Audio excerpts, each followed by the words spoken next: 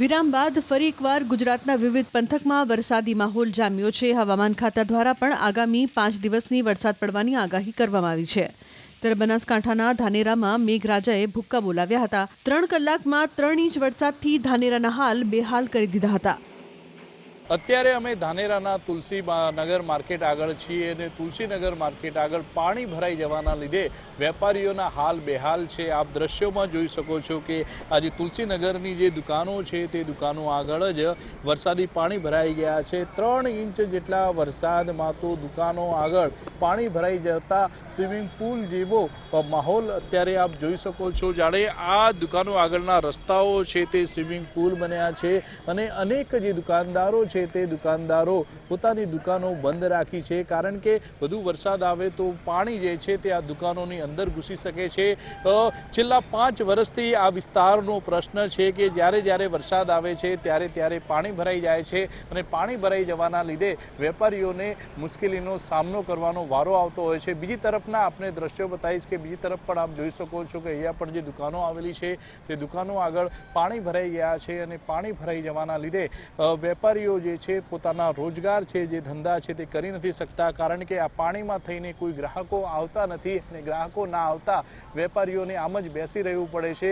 મોટાભાગની દુકાનો પણ આ પાણી ભરાઈ જવાના લીધે અત્યારે બંધ જોવા મળી રહી છે। આમ માત્ર 3 ઇંચ જેટલા વરસાદની અંદર જ ધાનેરાના હાલ જે છે અત્યારે બેહાલ જોવા મળી રહ્યા છે અને જે રસ્તાઓ છે તે સ્વિમિંગ પુલ બન્યા છે। છેલ્લા 4-5 વર્ષથી અત્રે તુલસીનગર સોસાયટીની તમામે તમામ 20થી 25 દુકાનો આગળ વરસાદી પાણીનો કોઈ કાયમી નિકાલ નથી। અમે વારંવાર તંત્રને રજૂઆત કરી હોવા છતાં આ વરસાદી પાણીનો કોઈ કાયમી નિકાલ કરવામાં આવેલ નથી। અત્યારે પણ આ સ્કૂટર લઈને બહાર નીકળ્યો છું, વિકી તો મારી બંધ પડી ગઈ છે એટલે વરસાદી પાણીનો કોઈ કાયમી નિકાલ નથી। એટલે મારી તંત્રને, નગરપાલિકાને અને લાગતા તમામ એકમોને નમ્ર વિનંતી છે કે આ વરસાદી પાણીનો કાયમી નિકાલ આવે અને પ્રજાની સુખાકારી રહે એ નગરપાલિકાની પ્રથમ ફરજ બની રહે છે। વેરા તો ઉઘરાવે છે પણ સેવા નામે કંઈ આપતા નથી। મારી પ્રજા વતી ફરીથી નમ્ર વિનંતી છે કે આ વરસાદી પાણીનો કાયમી ઉકેલ આવે। ધાનેરા શહેરમાં વહેલી સવારથી 3 કલાકની અંદર 3 ઇંચ જેટલો વરસાદ વરસતા ધાનેરાના હાલ બેહાલ થયા છે। અત્યારે અમે ધાનેરા નગરપાલિકા આગળ છીએ। આપને સીધા જ દ્રશ્યો બતાવશું કે આ ધાનેરા નગરપાલિકા આગળની જે ધાનેરાની મુખ્ય બજાર છે તે અત્યારે પાણીમાં ગરકાવ થઈ છે। જ્યાં નજર કરો ત્યાં પાણી જ પાણી જોવા મળી રહ્યું છે અને વહેલી સવારથી જ વરસાદ વરસતા સીધી જ અસર તેની જનજીવન પર પડી રહી છે અને અત્યારે એકલ દોકલ લોકો જે છે તે જ અત્યારે આ રસ્તા પર જોવા મળી રહ્યા છે। ખાસ કરીને વહેલી સવારથી વરસાદ શરૂ થતાં અનેક વિસ્તારોમાં પાણી ભરાયા છે, પરંતુ હજુ સુધી નગરપાલિકા કે વહીવટી તંત્રની ટીમ કોઈ પણ વિસ્તારોમાં ના ગઈ હોવાથી લોકોમાં પણ અત્યારે રોષનો માહોલ છે। ખાસ કરીને આ નગરપાલિકા આગળનો આ વિસ્તાર છે કે જ્યાં વરસાદ વરસે છે ત્યારે પાણીમાં ગરકાવ થઈ જાય છે। નગરપાલિકાની પ્રી મોન્સૂન પ્લાનિંગ જે છે તે અત્યારે ફેલ જોવા મળી રહ્યું છે, કારણ કે જે ભૂગર્ભ ગટરો છે તે પણ બેક મારી રહી છે। આમ વરસાદના પાણી અને ગટરના પાણી નગરપાલિકા આગળ મુખ્ય બજારોમાં ભરાઈ જતા અત્યારે ધાનેરાના હાલ જે છે બેહાલ જોવા મળી રહ્યા છે અને અનેક જે દુકાનદારોએ પોતાની દુકાનો પણ નથી ખોલી અને આ પાણીનો નિકાલ ન થતાં લોકોમાં રોષનો માહોલ છે અને વાહન ચાલકો પણ આ પાણીમાંથી નીકળતા હોય છે ત્યારે વાહનો પણ બંધ થતા હોવાથી વાહન ચાલકો પણ મુશ્કેલીમાં મુકાયા છે। આમ 3 ઇંચ વરસાદની અંદર જ ધાનેરાના હાલ બેહાલ જોવા મળી રહ્યા છે। કેટલી મુશ્કેલી પડે છે આ પાણી ભરાઈ જવાના લીધે?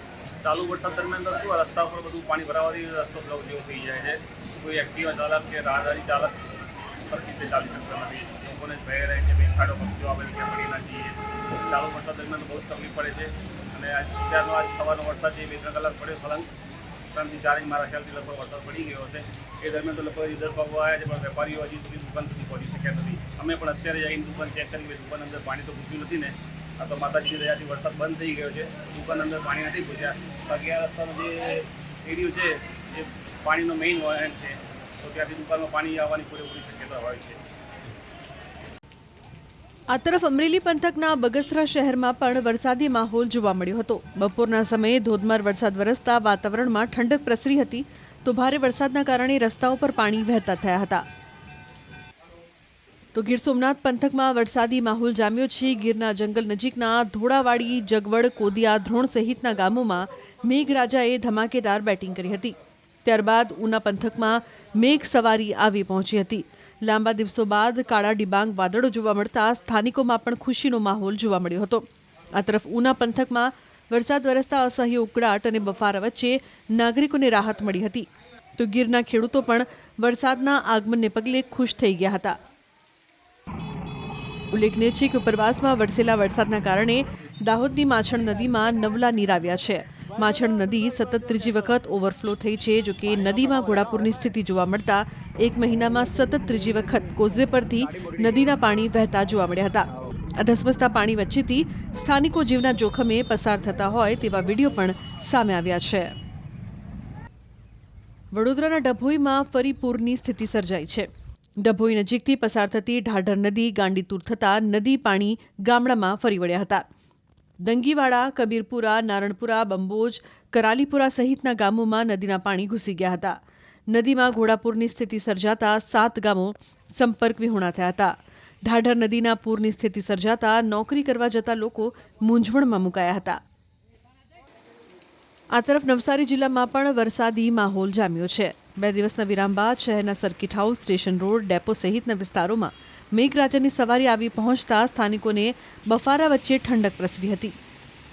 હવામાન ખાતા દ્વારા જાહેર કરવામાં આવેલા આંકડા પ્રમાણે ગત 24 કલાકમાં રાજ્યના 114 તાલુકામાં વરસાદ ખાબક્યો હતો, જેમાં સૌથી વધુ સુરતના ઉમરપાડામાં 12 ઇંચ, જ્યારે ભરૂચના વાલિયામાં 5 ઇંચ તથા નર્મદાના સાગબપામાં 3 ઇંચ વરસાદ નોંધાયો છે. હવામાન ખાતા દ્વારા ગુજરાતના ઉત્તર પૂર્વના જિલ્લાઓમાં આગામી 5 દિવસ વરસાદની આગાહી કરવામાં આવી છે.